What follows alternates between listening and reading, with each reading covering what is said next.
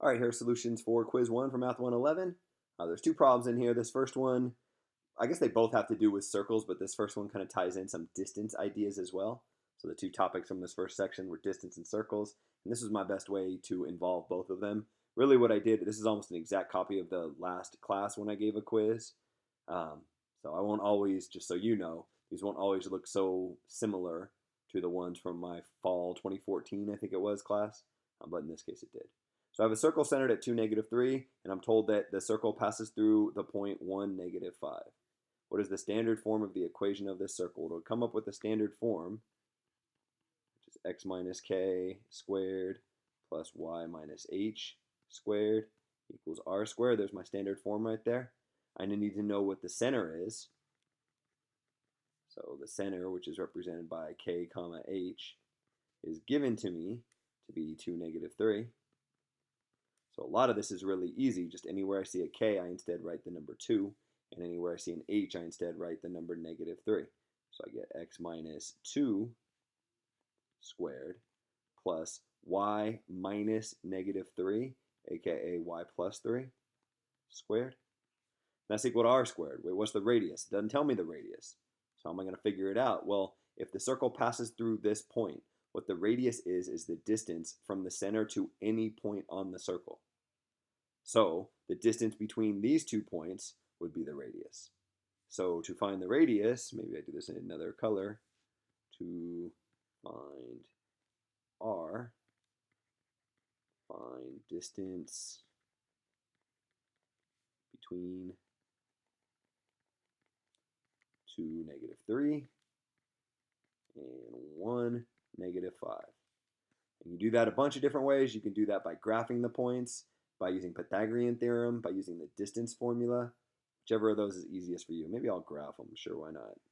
So I got 2, -3, 1, 2, 1, 2, 3. Talking about this point right here.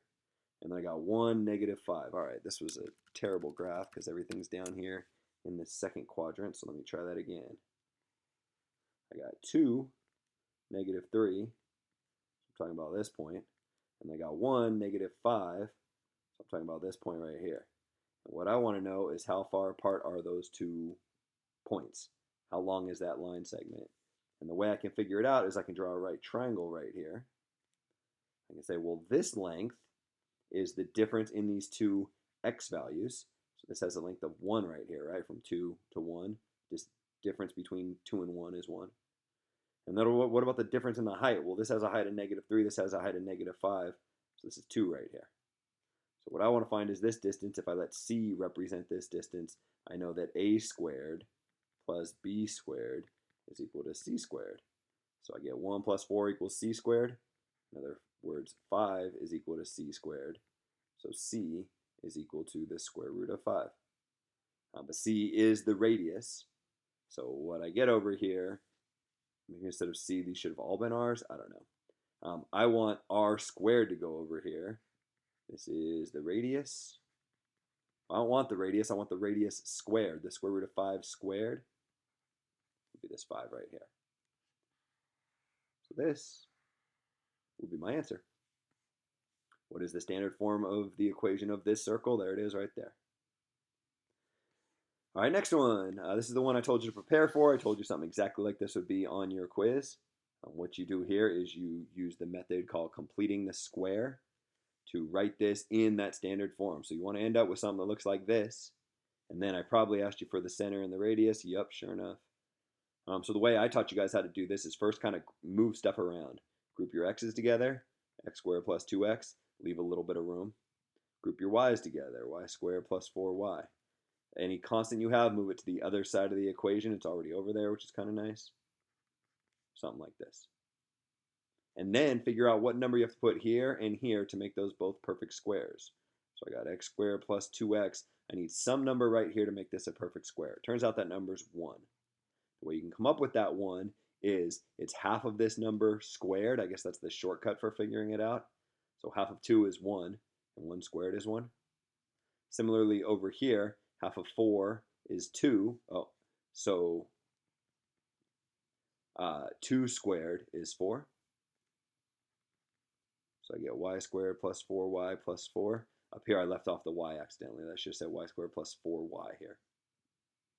So now what I have is a perfect square here and a perfect square here. But wait a minute, I just went and put numbers in for no reason. Well, not for no reason, but you can't just go adding numbers to one side of an equation unless you also add those to the other side of the equation. So the minute I put a plus 1 here, I should put a plus 1 over here. When I put a plus 4 here, I should put a plus 4 over here. And now what I have is something that I can turn into this form. X squared plus 2x plus 1 is a perfect square. It's x plus 1 squared. Y squared plus 4y plus 4 is also a perfect square. It's y plus 2 squared. 4 plus 1 plus 4 is equal to 9. You can write this as 9 or as 3 squared, whatever makes you happy. So what this tells me is that the center is at -1, -2, because you can think about this as x minus -1. You can think about this as y minus -2. And I need those minuses to put me into the standard form. And the radius is equal to 3, because the square of the radius is equal to 9, because in our standard form the number over here is the square of the radius. So if r squared equals 9, then r equals plus or minus 3 technically, but when we talk about the radius, we always use the positive value. So I guess that, and since it also asked for the standard form, this would be the answers to that question. And that's the end of the quiz, so I guess I'll stop the video here.